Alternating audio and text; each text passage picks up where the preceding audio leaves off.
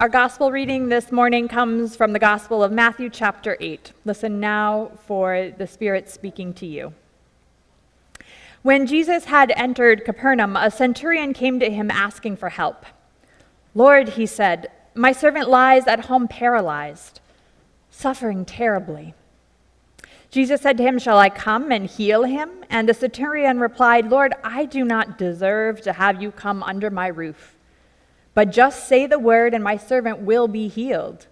For I myself am a man under authority, with soldiers under me. I tell this one, 'Go,' and he goes, and that one, 'Come,' and he comes. I say to my servant, 'Do this,' and he does it." When Jesus heard this, he was amazed. He said to those following him, "Truly I tell you, I have not found anyone in Israel with such great faith. Go. Let it be done just as you believed it would." And his servant was healed at that moment. Here ends the reading. Holy wisdom, source of all that is, yet still capable of great awe. May these words of our knowing become wisdom for our living, reconciling all to you in Jesus' name. Amen. This week, putting my son, 2 years old, to bed, he started requiring me to lie down with him for a bit. He has transitioned from a crib into a big kid bed, and the world has suddenly gotten big enough that he needs reassurance before settling down. He has those glow-in-the-dark stars on his ceiling, and they really are quite magical. And so we stargaze together as he falls asleep. Friday night, as a last thought before drifting off, he said, "Mommy, when I am a grown-up, I'm going to ride a star." And I stroked his head and I said, "That's great, sweetie. How?" And he paused for only a moment and said, "The ladder." "But when I am a big grown-up, big grown-up, we will ride a star together. I will climb the ladder and bring you with me." Then he rolled over, threw his arm over my chest, saying, "My arm will protect you," and fell asleep. Having a toddler is very much like being the sober one in a group of college friends. I know you've all had that thought before, but I'm reminded daily. It is disorienting, at times myopic, and expansive in a way my brain has long since forgotten how to be.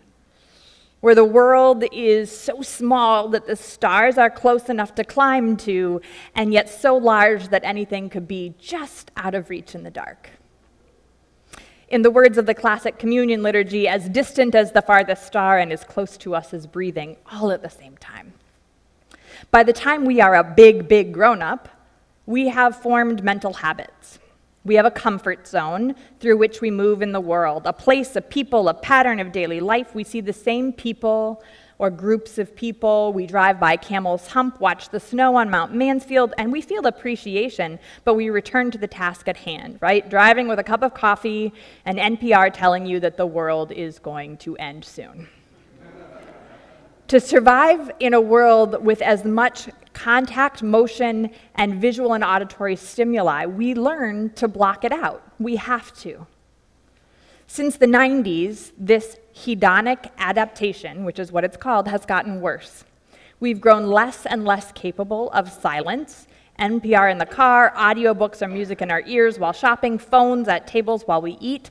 To capture our attention, the amount of time in between shots in visual media has decreased dramatically, in some children's shows as low as 2 to 4 seconds between shot changes. Not only that, but there's movement in those shot changes, right? Like Elmo's dancing, shot change, Abby's dancing, and there are strobe lights, and you feel like you're going to get a seizure. Now, we've all recognized this, right? I think most of us see it in ourselves. Our attention spans across the age spectrums are much shorter 10 years now than they were 10 years ago. And what it takes to engage us with the world has to be flashier, brighter, and bigger. We require more and more and more to be interested or amazed.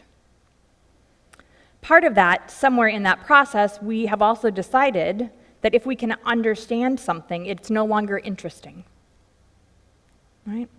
It's no longer miraculous. But look at Jesus, right? More united with the mysteries and miracles of the world than any likely before or since. And he's standing in front of an official whose love for his servant and faith in a Galilean peasant of a different religion awes him.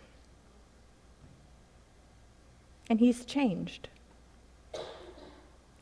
I don't think that we expect miracles that way, do we? The world simply is as it is. We are both too sophisticated and just a little dead inside. And here I must say the science is clear. Wealth is inversely correlated with an ability to experience wonder. Wonder and awe, however, are essential to a meaningful, purpose-filled life. Now, it's not that wealth means you're somehow more rational and less emotional. It's not that you're smarter and therefore understand where things come from. It's that wealth means you are no longer able to see the miracle because that miracle is always available to you.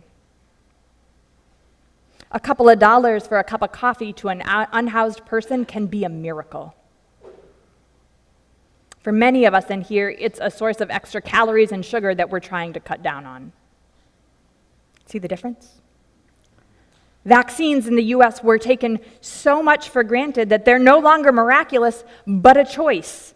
Now, for those in places that never reached immunity, they were a miracle that is even now still out of reach. A life-saving surgery at the hands of a skilled surgeon is still a miracle.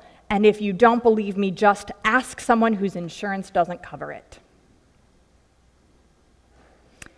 Now, in this way, the sermon series we are entering into now aims to rebalance our perceptions toward greater spiritual depth in relationship to the world around us. And that's the logical next step after the series on the economy. After that service, many of you said, well, what am I supposed to do? To reorient ourselves toward the kingdom rather than our own little worlds, we have to be able to reclaim the awe in a cup of coffee, in the skill of a surgeon, and in the stars in the sky. Awe is essential, and it is available every single day. But up until recently, we didn't actually know anything about it. Only anthropology had studied it because it was considered too spiritual. The one emotion that orients us and devotes us to things outside of our individual selves or spheres of influence was considered too religious and therefore less than all of our other emotions. Just think about that for a minute. The only emotion that rightly places us as something other than the center of the universe was dismissed because it made people feel a connection to the sacred. Now, awe is the feeling of being in the presence of something so vast that it transcends your current understanding of the world and is about our relation to the vast mysteries of life.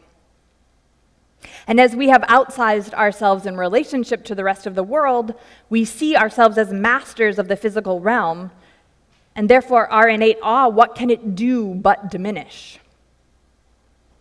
So that makes us dependent on things like clicks, flashing lights, and extremes to feel novelty, novelty, novelty. It deadens us to the miraculous in what we see, which is quite clearly how we got here, with the extremes we see in every facet of our life. But here's the thing, it's also the good news because it's a pretty straightforward path out. Albert Einstein, the master of science, was the very first to tell folks that the cradle of both the arts and the sciences is our relationship to the mysterious. He sank himself into mystery and found his awe growing. It didn't make things less miraculous to understand them. Understanding how complex the breath in your lungs, that's not less miraculous, but more. The psalmist writes, "I could no more count your thoughts, O God, than I could count the sand. But suppose I could, you would still be with me." Solving a mystery doesn't take away the wonder and awe, but when appropriately appreciated, it grows it. Jesus, more attuned to the workings of the world than anyone, is healing and restoring, performing these miracles, yet stops in amazement at someone whose faith is so sure and whose ability to see him, though an enemy. He is startled into wonder. So to work our way back into right relationship with the world and one another and ourselves, we must start there, by getting out of our comfort zone a bit, or at the very least, analyzing it. So the ushers are going to come with you now. They're going to pass out bracelets and stickers. Take one or the other. They say on them, "Expect miracles." Okay? Wear it this week. Start it on your dominant hand and switch it throughout the day every time you experience a miracle. Right? And try every day to experience a miracle. It turns out this is something you can train yourself to do. Take the time to appreciate the miracle. And probably we're Vermonters, right? We all know that the easiest way is to go out and spend 2 minutes outside staring at the lake or the grass or the sunset. But once those are easy, try to understand something that you've taken for granted. Contemplate the Hawaiian natives who planted, cultivated, and harvested your Kona coffee beans. Think about how just the right amount of water and sun had to go into making the flavor that you enjoy. Really, it's a miracle. And how someone studied for years to find the precise amount of shade and roasting and grind to give you your taken-for-granted caffeine elixir. Start the bracelet on your non-dominant hand, and when you have spent time in contemplation with awe, switch it to the other as many times as you do in a day, but at least once. That's why I recommend starting with a set hand, so you remember, right? You can hold the hand of a beloved in silence, feel their pulse, feel the life in their veins, the lines and the scars. Notice in your grandchildren the smile of their father or your own mother. Stare at the stars and try to understand how we can perceive as real something from thousands of years ago, and how very much alive that light still is. Contemplate the beginning of a life and its end, and wonder at how, in the face of the vastness of the universe, an arm slung across your chest, whether it is that of a child or a beloved, or heck, a beloved dog, how that can feel like protection and safety and home.